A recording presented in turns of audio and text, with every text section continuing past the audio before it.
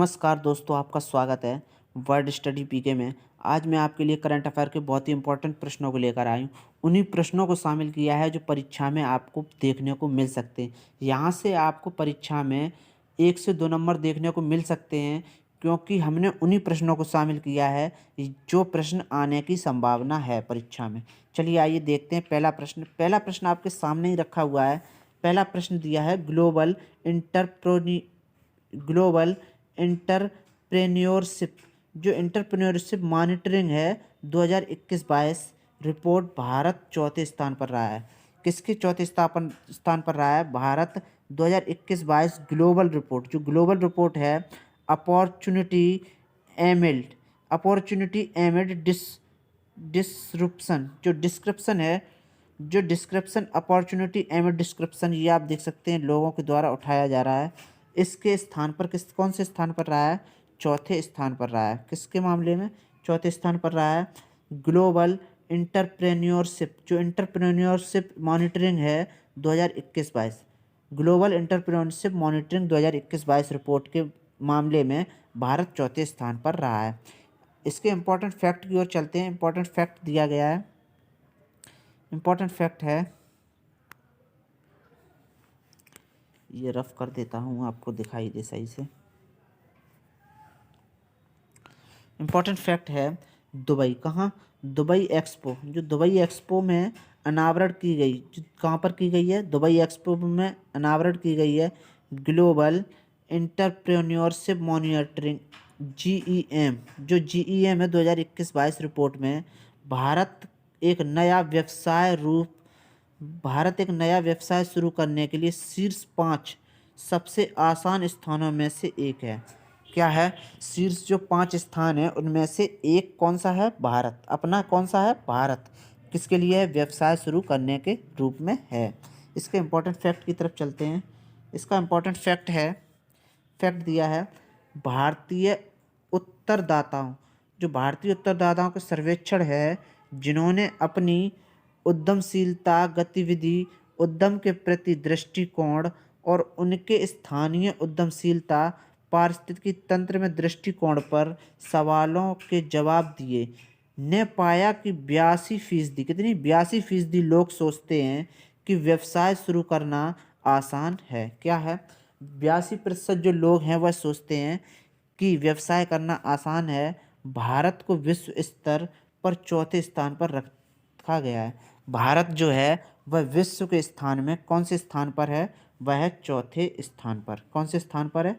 चौथे स्थान पर रखा गया है। किसको रखा गया? भारत को। इसमें सऊदी अरब सबसे ऊपर है। कौन है? सऊदी अरब जो है वह सबसे ऊपर है। कौन सा है? वह सऊदी अरब सबसे ऊपर है।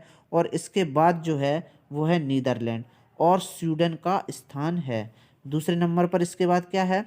इसके बाद नीदरलैंड और स्वीडन का स्थान है। भारत का कब है? चौथे स्थान पर। कितने पर है? चौथा स्थान किसका है? भारत देश का। किसका है? भारत का चौथा स्थान है। भारत का चौथा स्थान है।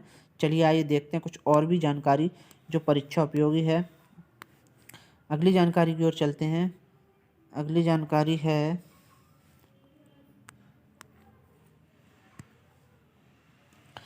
जानकारी दी है भारत अलग अलग उद्यमी ढांचों की शर्तों पर कम आय वाली व्यवस्थाओं हैं उनमें प्रति व्यक्ति जीडीपी है। क्या है? प्रति व्यक्ति जीडीपी के अनुसार शीर्ष पर है, जैसे उद्यमी वित्त तक पहुंचने में आसानी, सरकारी नीति समर्थन और प्रासंगिकता और सरकारी सहायता कर नौकरशाही, जबकि सरकारी उद्यमिता कार्यक्रम दूसरे स्थान पर थे। चलिए आइए देखते हैं अगले प्रश्न की ओर। अगला प्रश्न है भारतीय सेना। जो भारतीय सेना है सैन्य रण क्षेत्रम, कौन सा है? सैन्य रण क्षेत्रम नाम से हैकथॉन का आयोजन किया है। ये आप देख सकते हैं चित्र के माध्यम से भी देख लीजिए आप। ये पहला चित्र है, दूसरा है, तीसरा है। तीनों चित्रों को कलेक्ट किया, इसमें बनाया है।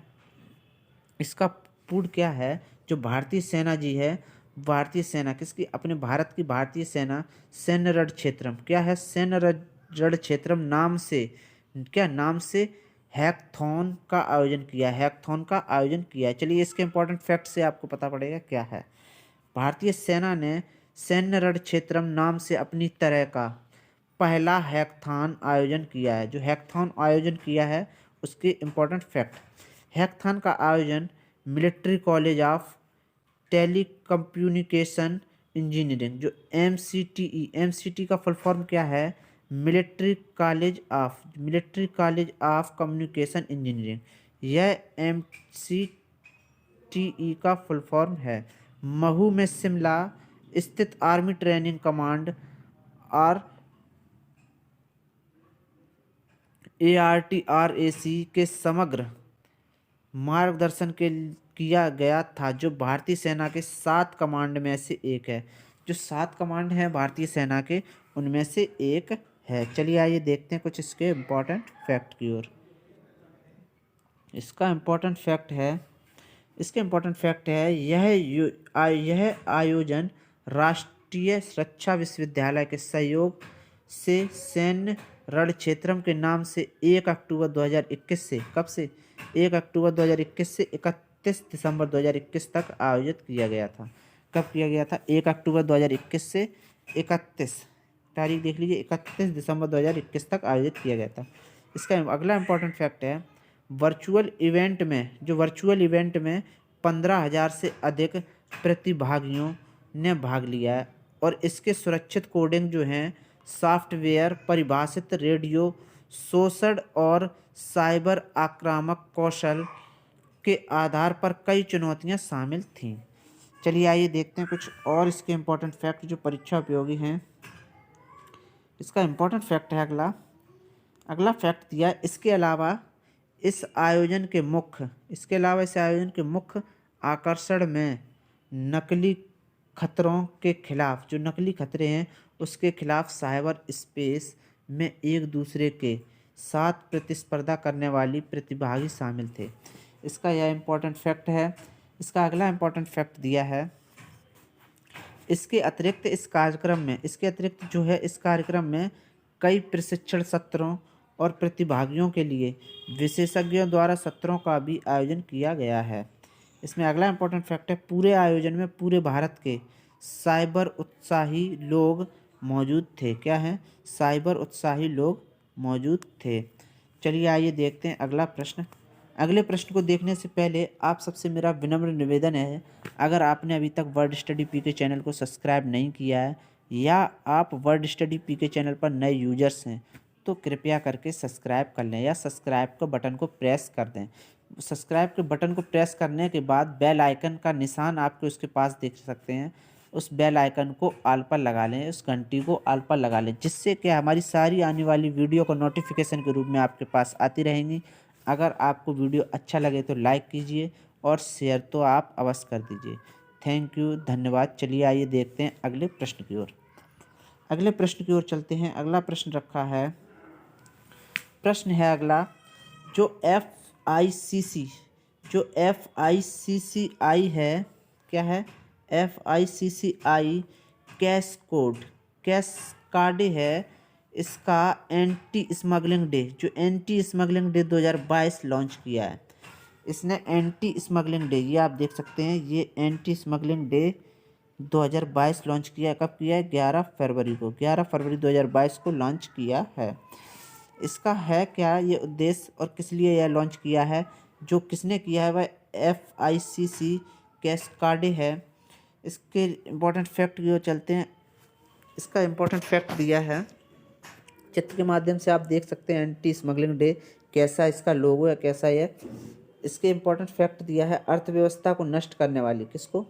अर्थव्यवस्था को नष्ट करने वाली तस्करी, जो तस्करी और जालसाजी है, उन गतिविधियों के खिलाफ फिक्की की समिति क्या है? Community against smuggling and counterfeiting activities destroying the economy. इसका फुल फॉर्म है किसका?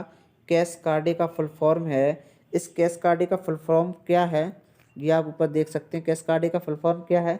सी का मतलब है कम्युनिटी, ए का मतलब है अगेंस्ट, एस का मतलब है स्मगलिंग, और सी का मतलब है एंड कंटरफेटिंग, और ए का मतलब है एक्टिविटी, डी का मतलब है डिस्ट्रॉइंग, और ई का मतलब है द इकोनॉमी। ये सारा इसका इसके थे क्या, इसका फुल फॉर्म। ने तस्करी विरोधी दिवस, जो तस्करी विरोधी दिवस है वह शुरू करने की पहल की है, जिसे हर साल 11 फरवरी को चिन्हित किया जाएगा। कब किया जाएगा? वह डेट है 11 फरवरी को, आप इसको लिख कर रख लीजिए, इस 11 फरवरी को चिन्हित किया जाएगा। चलिए आइए देखते हैं कुछ और इसके इम्पोर्टेंट फैक्ट जो परीक्षा उपयोगी हैं। फैक्ट है इसका, अगला फैक्ट दिए हैं, अगला फैक्ट है पहला तस्करी विरोधी, जो पहला तस्करी विरोध है क्या है? पहला तस्करी विरोधी दिवस 11 फरवरी 2022 को मनाया गया। कब मनाया गया? पहला जो पहला तस्करी है, जो पहली तस्करी विरोधी दिवस है वह 11 फरवरी 2022 को मनाया गया। कब मनाया गया? 11 फरवरी 2022 को मनाया गया। यह पहली तस्करी फरवरी दिवस है क्योंकि पहला इसी तारीख को मनाया गया और इसी सन को मनाया गया। अब आगे भी 11 फरवरी को मनाया जाएगा। चलिए आइए देखते हैं कुछ इसके और इम्पोर्टेंट फैक्ट। तस्करी विरोधी दिवस गति पकड़ेगा, क्या पकड़ेगा?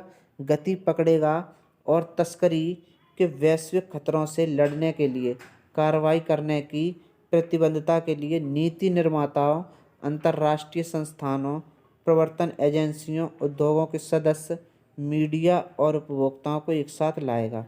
यह इसके सारे थे इम्पोर्टेंट फैक्ट।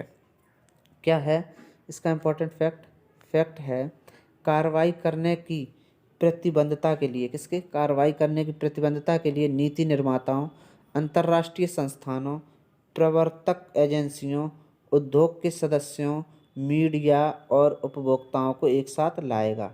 ये है। चलिए आइए देखते हैं इसके और इम्पोर्टेंट फैक्ट। अगली जानकारी दी है तस्करी के वैश्विक खतरे के खिलाफ लड़ाई में एंटी स्मगलिंग डे, जो एंटी स्मगलिंग डे एक बड़े कदम को प्रतिनिधित्व करेगा। किसके लिए है? वह है वैश्विक खतरे। किसके लिए है? तस्करी के वैश्विक खतरे के खिलाफ। किसके? तस्करी के वैश्विक खतरे के खिलाफ लड़ाई में एंटी स्मगलिंग डे एक बड़े कदम को प्रतिनिधित्व करेगा। इसमें अगली जानकारी दी है तस्करी के खिलाफ, यानी तस्करी के प्रभाव से, जो इस तस्करी के प्रभाव से कोई भी देश अछूता नहीं है। तस्करी के प्रभाव से जो है कोई भी देश अछूता नहीं है और किसी एक क्षेत्र को अपवाद नहीं कहा जा सकता। किसी एक क्षेत्र को अपवाद भी नहीं कह सकते और कोई भी देश अछूता नहीं है। यह दिन तस्करी को बढ़ते खतरों का उजागर करेगा। और यह दिन क्या है? 11 फरवरी जो है, इस दिन क्या होगा कि जो तस्करी के बढ़ते हुए खतरे हैं उसको उजागर करेगा। 11 फरवरी को बार बार यह बढ़ते हुए खतरों को उजागर करने के लिए इसका दिन रखा है, वह है 11 फरवरी को। 11 फरवरी को इस दिन होगा। चलिए आइए देखते हैं। अगर आपको हमारा ये वीडियो अच्छा लगा है तो कृपया करके लाइक कीजिए, कमेंट कीजिए और शेयर तो आप अवश्य कर दीजिए।